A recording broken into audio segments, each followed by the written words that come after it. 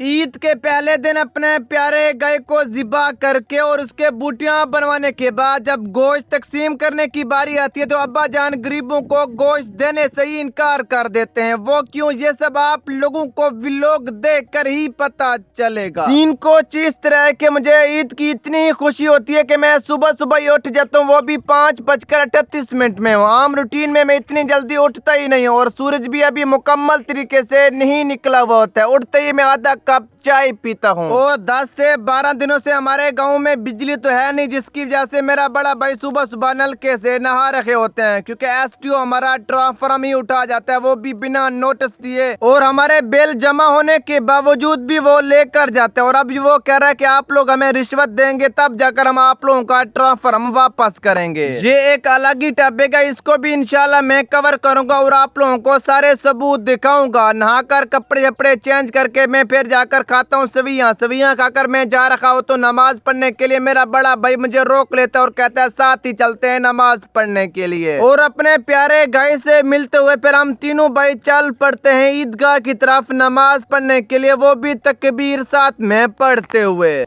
अल्लाहु अकबर अल्लाहु अकबर अल्लाहु अकबर अल्लाहु अकबर ला इलाहा इल्लल्लाह ला इलाहा इल्लल्लाह अल्लाहु अकबर अल्लाहु अकबर अल्लाहु अकबर अल्लाहु अकबर वलिल्लाहिल हम्द। वलिल्लाहिल हम्द। तकबीर पढ़ते हुए हम जैसे ही ईदगाह पर पहुंचते तो देखते हैं कि नमाज हो रखी होती है। फटाफट हम अपने मुसल्ले बिछाकर इनके साथ शामिल हो जाते हैं नमाज में। और आज हमारी नमाज कज़ा होते होते ही रह जाती है, वो भी इस मौलवी की वजह से, क्योंकि मौलवी अभी 3 मिनट पहले ही नमाज पढ़ाना स्टार्ट कर देता है। और नमाज अदा करने के बाद पहला ईद मुबारक आपका भाई अपने दोस्त को देता है। और इसको देने के बाद फिर एक एक करके मैं जितने भी मेरे दोस्त और रिश्तेदार मामा भाई जो भी थे सबको मैं ईद मुबारक देता हूँ। और एक एक से मिलकर उसको ईद की मुबारकबाद देने के बाद फिर हम घर की तरफ रवाना हो जाते हैं अपने गाय को कुर्बानी करने के लिए। और आप लोगों को भी अपने भाई की तरफ से बहुत बहुत मुबारक हो ईद। और आपका भाई जैसे ही घर आता है तो सारे बच्चे आपके भाई को घेर लेते हैं और कहते हैं हमें आप दें ईदी, मगर मेरी फेसबुक से अभी पेमेंट आई नहीं होती है, जिसकी वजह से मैं बच्चों को 1 रुपया भी ईदी नहीं देता हूँ। मेरी जगह पर फिर मेरे भैया देते हैं इनको ईदी। फिर हम आते हैं सीधा अपने गाय के पास, जहाँ पर अब्बा जान अपने कपड़े चेंज करके आते हैं इसको बाहर लेकर जाने के लिए, जहाँ पर इसको हमें करना है कुर्बान।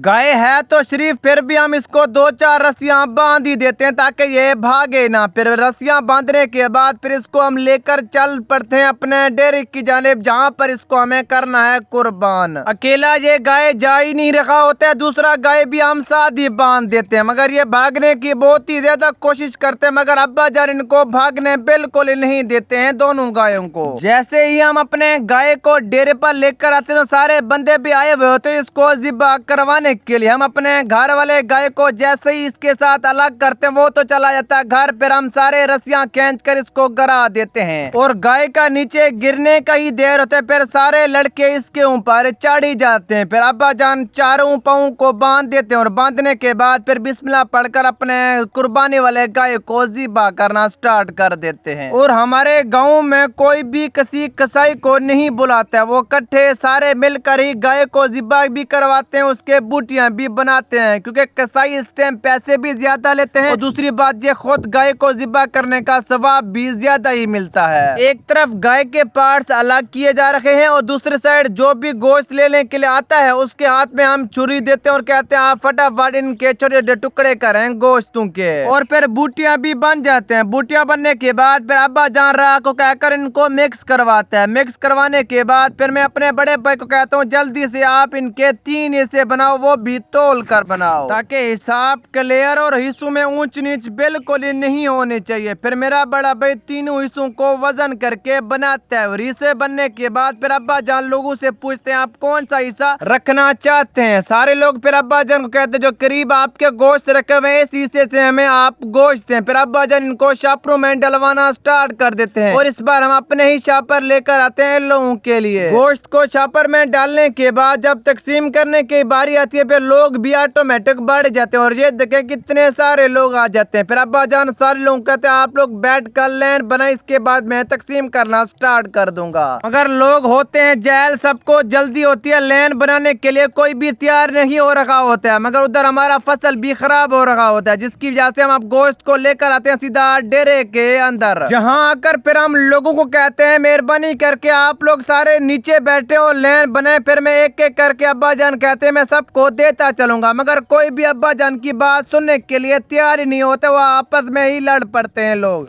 और यकीन करें तीसरा साल ऐसे जाहिल लोग आ रहे हैं, दिल नहीं चाहता इनको गोश्त दिया जाए। और हमारे साथ हमारे हमसाये भी कुर्बानी करते हैं अल्हम्दुलिल्लाह, वो इनको बंदे का पोतर बनाए हुए हैं, क्योंकि वहाँ पर ऐसा रूल नहीं है जो भी बंदा लेन तोड़ता है वो उनको डंडे लगाकर उधर से भगा देते हैं। हम लोग शरीफ हैं इसलिए ये हमारी बात ही नहीं सुनते, ना ही हमारी इज्जत करते हैं, जो भी हम कहते हैं ये उल्ट ही करते हैं। पहले जो लोग आराम से बैठते हैं, जब गोश्त तकसीम करने की बारी आती है फिर सारे लोग उठ जाते हैं उसी टाइम। और ये जगह किस तरीके से हमसे ये लोग गोश्त ले रहे हैं, इसी तरीके से अब्बा जान सबको गोश्त तकसीम कर देता है। किसी को नहीं मिलता है, जिसको मिलता है वो 2 से 3 दफा हमसे लेकर जाते हैं। इसी तरीके से अब्बा जान सारा गोश्त तकसीम करके लोगों को दे ही देते हैं। आखिर में जो लोग बच देते हैं अब्बा जान कहते हैं गोश्त खत्म हो चुका, अब चलें अपने घर। अब हम भी अपना सामान लेकर सीधा आ जाते हैं घर। घर आते तो खाना भी तैयार हुआ होता है, बिस्मिल्लाह पढ़कर आपका भाई खाता है खाना। यकीन करें गोश्त खाकर आज आपके भाई को चासी आ जाता है। और आपके भाई का ईद का पहला दिन कुछ इस तरह गुजरा है, और आप लोगों को कैसा गुजरा ये बताना है आप लोगों ने कमेंट बॉक्स में।